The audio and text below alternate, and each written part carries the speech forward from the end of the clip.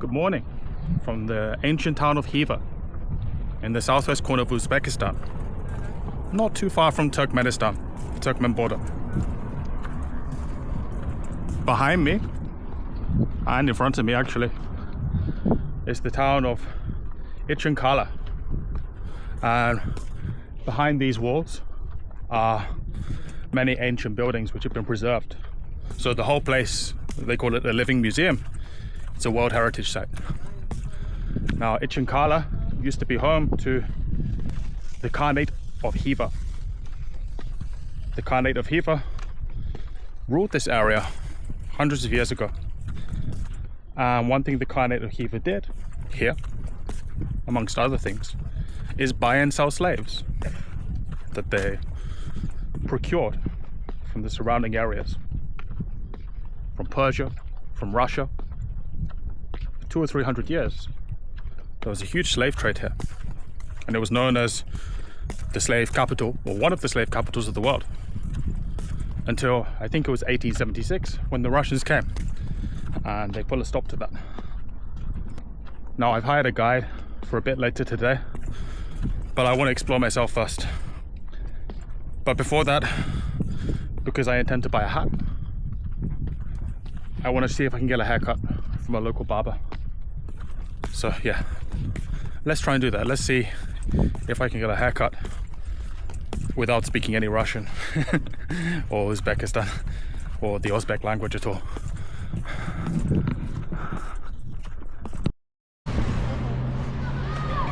There's a man guarding a locked gate which will take you up to the ramparts, and I asked him, do you need a ticket?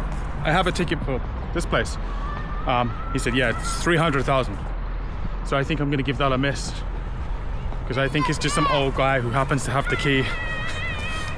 It doesn't seem too legit. But the barbershop should be somewhere around here.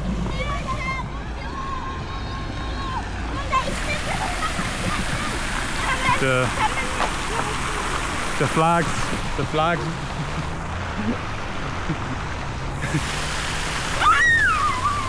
Little girls are throwing water at me.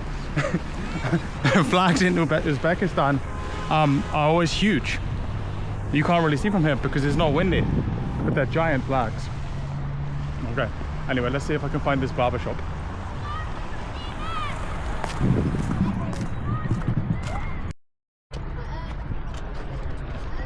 So it's closed for now. The guys outside said come back at 2.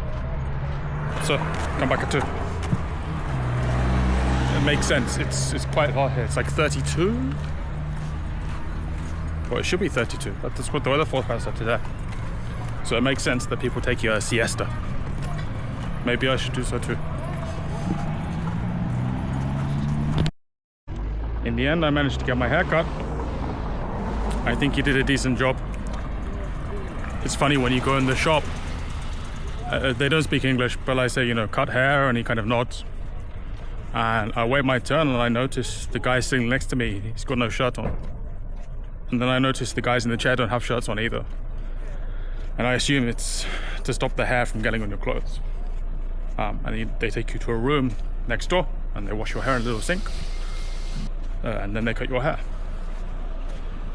And I think I paid the tourist price, because it cost 100,000 sov, which I think is, it's like $8, which, okay, is, by Western standards is not very expensive, but I think by Uzbek standards that's a lot. I would have expected to pay probably half of that in somewhere else with a similarly expensive country. But anyway, at least I got my haircut in Khiva. So later I can go and buy my hat and don't have to worry about my hair sticking out the front. So this is pretty cool. It's where they make shows you how they make the silk carpets here. It's the workshop.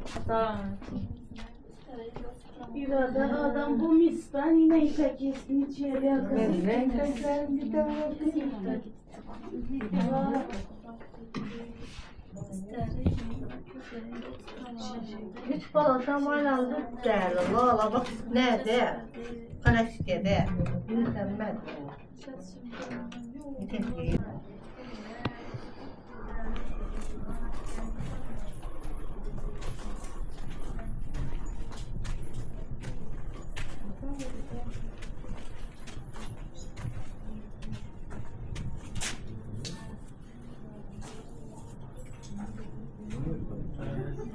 Oh, okay, these are the colors, I think. Indigo.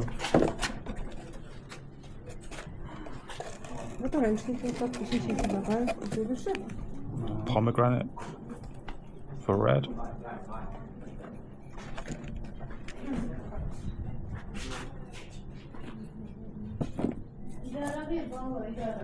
Walnuts.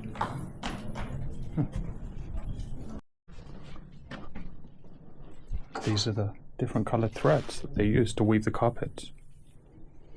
They say they use natural dyes for this, so the color's not always exactly the same. But I bet it's expensive when you have things made of this because of the time it takes.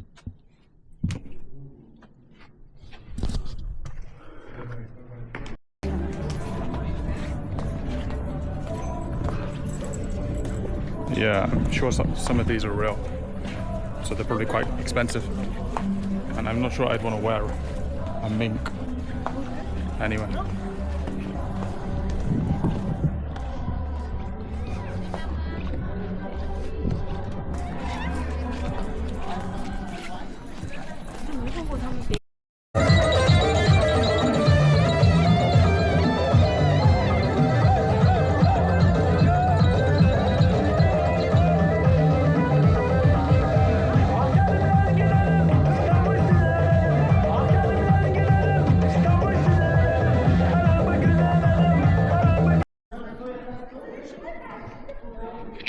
I was sitting down on the bench just outside,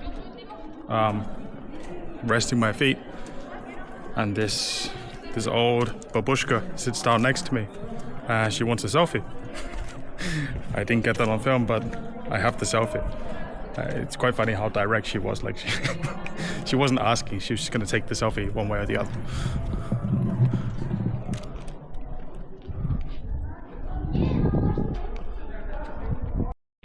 Okay, got that. Let's see. I've got 3 choices of hats. This skull cap, which I think might fall off.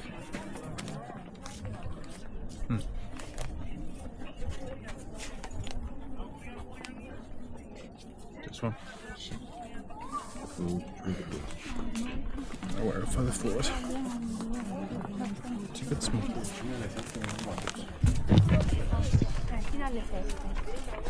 And then there's one more. I like this one best. Спасибо.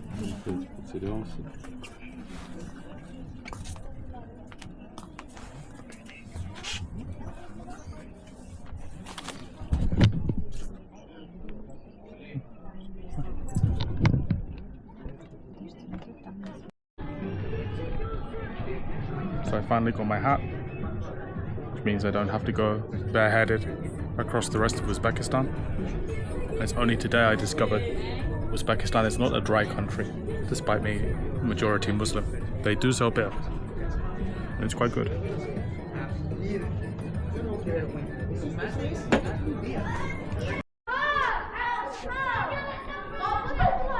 The lighting here at night is so good that wherever you look, like you could point your camera and it will look good.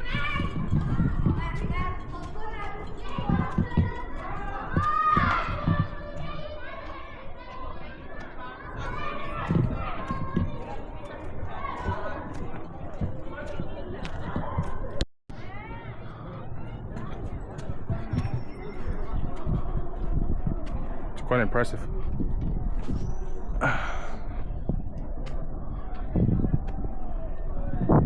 Just gonna have a walk around, and then tomorrow I'll come back early when the streets are empty, because it's a different experience. It's more interesting too. what I think.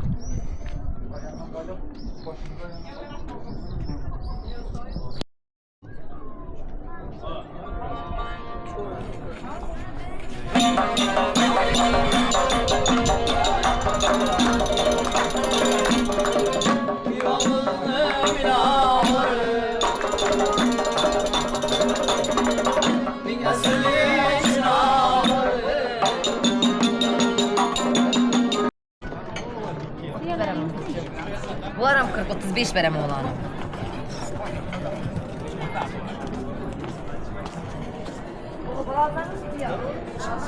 This will all look very different tomorrow morning. Yani gider o kadar olaylar oldu. It's just gone 7:30 and I'm going to do a lap of Khiva, the walled city, because right now the streets are probably quite empty. I'm going to go in through it's called the southern gate. Incidentally, this is the only gate you can go in right now and you don't need to pay. Well, actually no, I went to the northern gate yesterday and they also weren't really asking to see tickets. But that's something to be aware of if you want to come. So the southern gate is one of the quieter gates.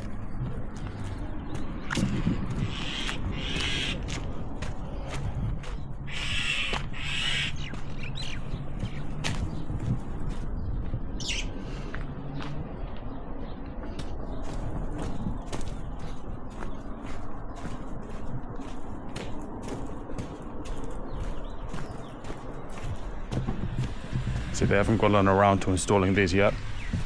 No doubt they will sometime soon.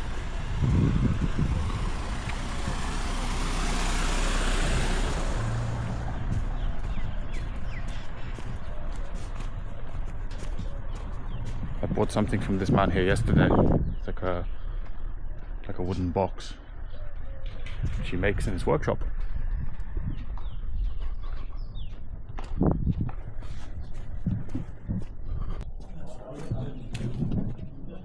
I think maybe I bumped into some people on their way to pray. I think.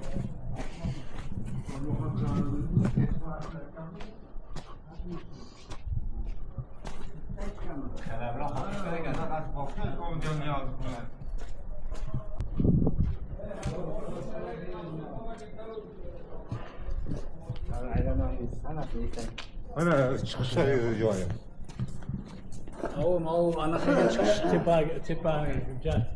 Gözü boymuyor da.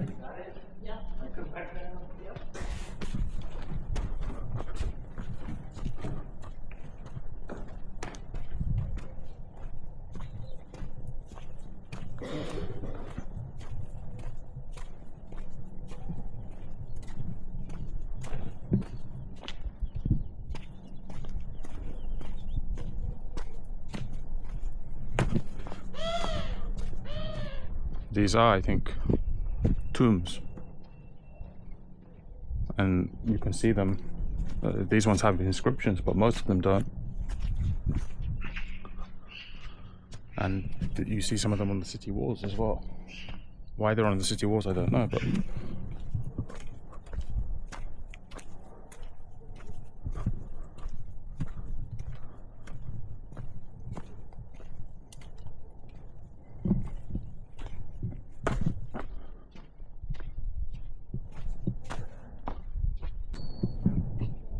basically a cemetery. The reason why I think those were tourists. I thought they weren't, but because they have hats. But Khiva was voted as the Islamic tourism destination of the world for 2023 or something like that. So that's why this place is not just popular with Western tourists, Russians, but also with Muslim tourists. It's a destination place for them to come.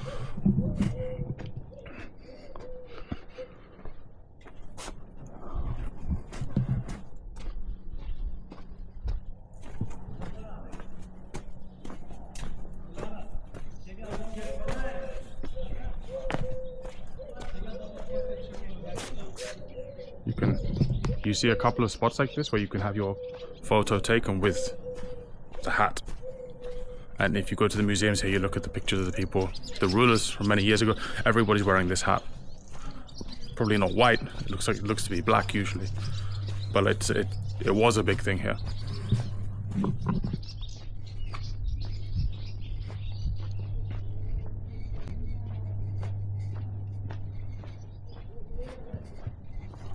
I love these doors.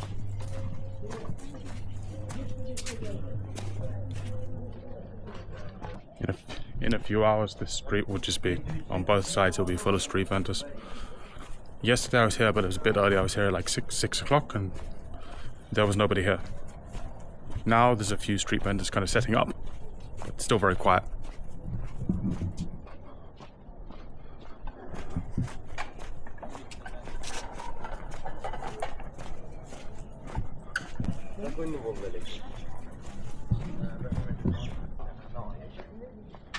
So the tower up ahead is, the story behind this is, I think one of the Khans was building it and he wanted it to be the tallest tower for as far as the eye could see.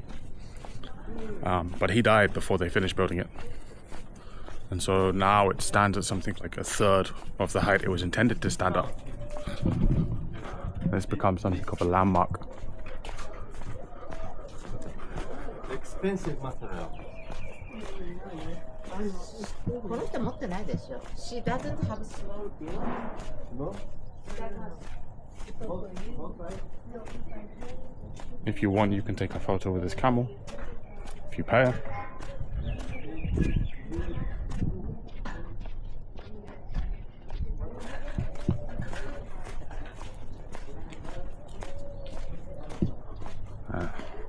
Let me check, am I still recording? Yeah.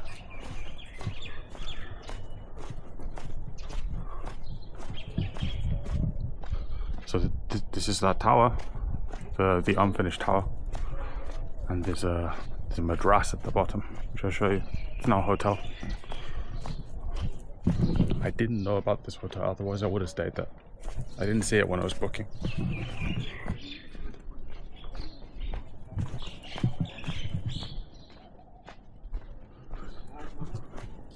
But this is one of the more iconic buildings in Khiva.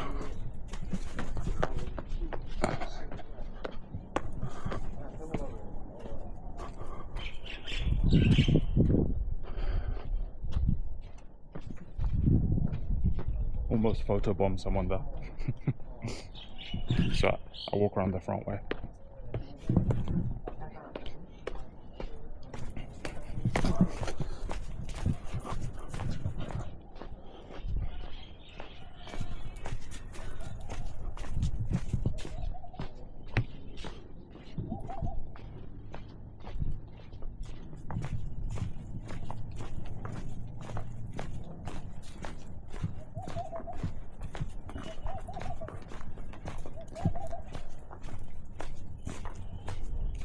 There we go. This is I think it's called the Orient Star. That's quite an impressive facade for a hotel.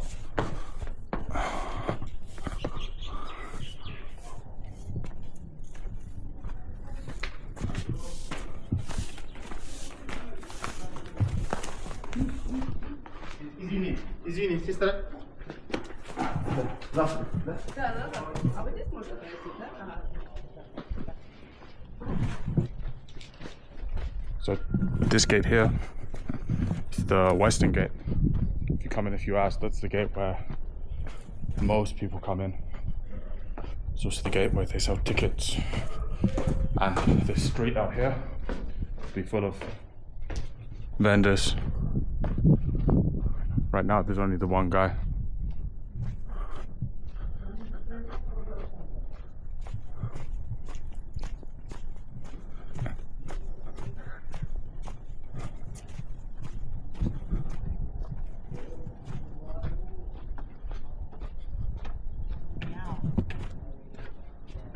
So if you come in via the south gate, like I did, or the north gate, and you don't have your ticket checked, you're free to walk around. All of the places here, you can walk around. But there's a couple of buildings that they won't let you in. the buildings that they have turnstiles for, you can't go into those.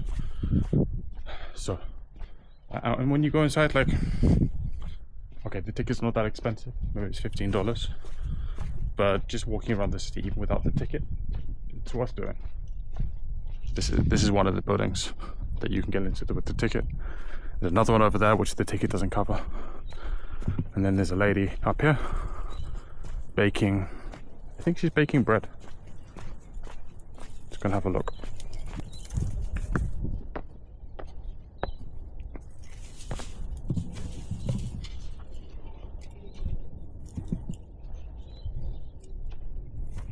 Might be a bit early.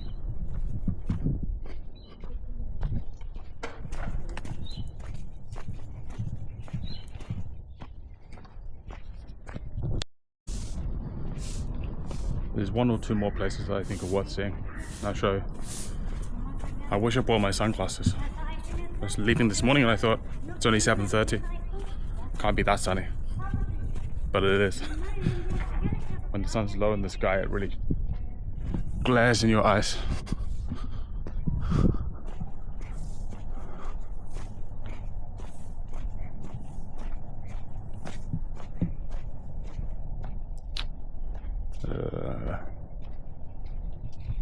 I'm not actually sure which way, but you can usually find your way around even if you take different routes. Doesn't have to be exactly the same route each time you go.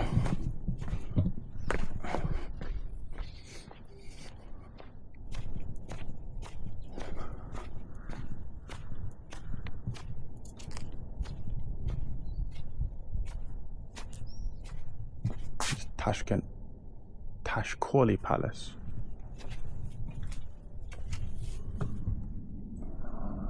You can't see much right now.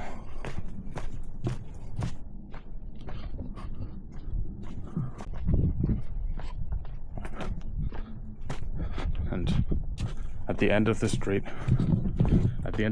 there's a madras. Well, there's lots of madrasas here, but madras is just a school. Well, a friend told me yesterday, I said, madras is an Islamic school. He said, no, madras is not an Islamic school.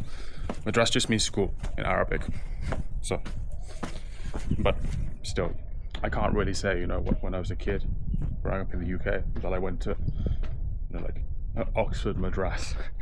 It'd be a bit misleading if I said that. So, I think it still makes sense to say it's an Islamic school.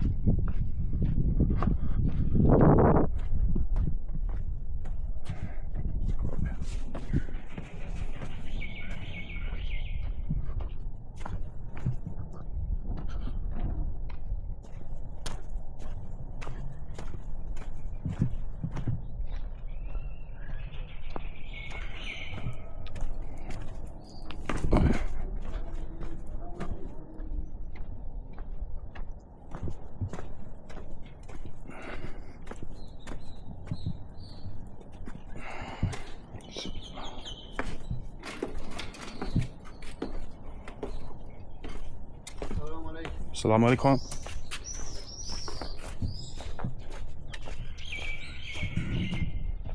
This guy's I saw him yesterday, one of the street vendors here. Likes to say hello. That's the east gate.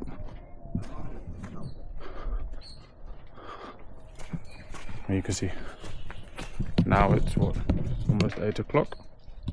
So more and more vendors coming out.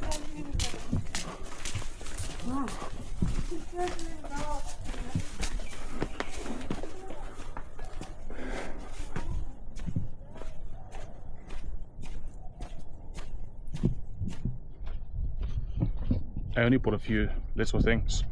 The hat, which you kind of need. Well, I feel like you kind of need if you're going to be traveling in Uzbekistan. And a little box, a little wooden box from the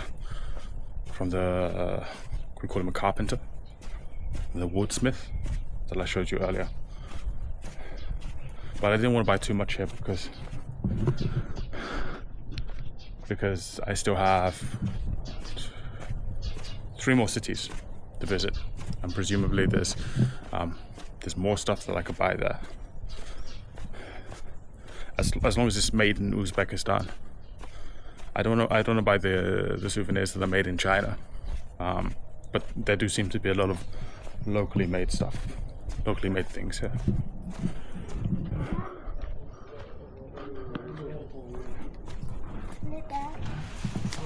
That's it. Come.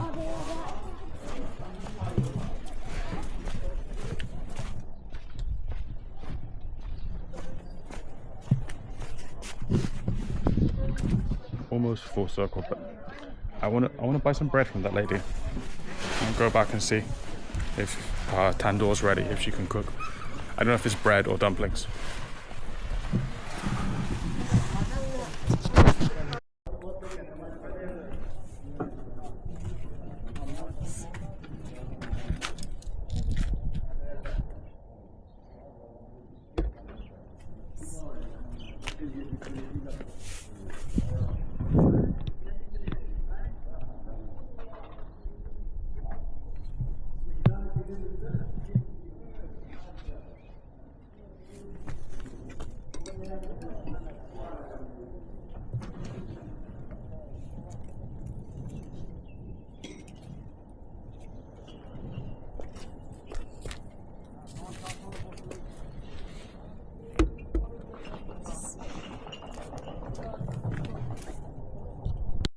I think I'm a bit early. It's interesting how they make bread. Yeah, I think it lasts for a long time.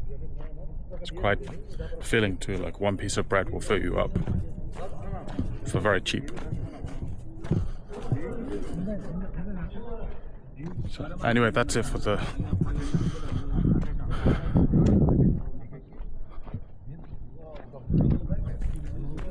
tour of Khiva. That's it for Khiva. Originally this was like a place that I might have given a miss, because Khiva's a bit far from the other places. If you take a train here from Tashkent, I think it's 16 hours. If you take a flight, it's 1 hour. 2 hours if you count the transfer. But then when you leave, again, you've either got to fly or you've got to take a train, like I'm doing. The train is I think 7 hours, which I'm going to make another video about later, because it should be an interesting experience. But despite it being a little bit far and out of the way, I think Khiva is still very worth a visit. I don't know how similar it is to the other cities, but I'm pretty sure none of the cities are like this. None of the cities would be like an enclosed place that you could just wander around like Khiva. I'm not sure if I can get through here. Let's see. No. Okay. Yeah, so that's it for Khiva.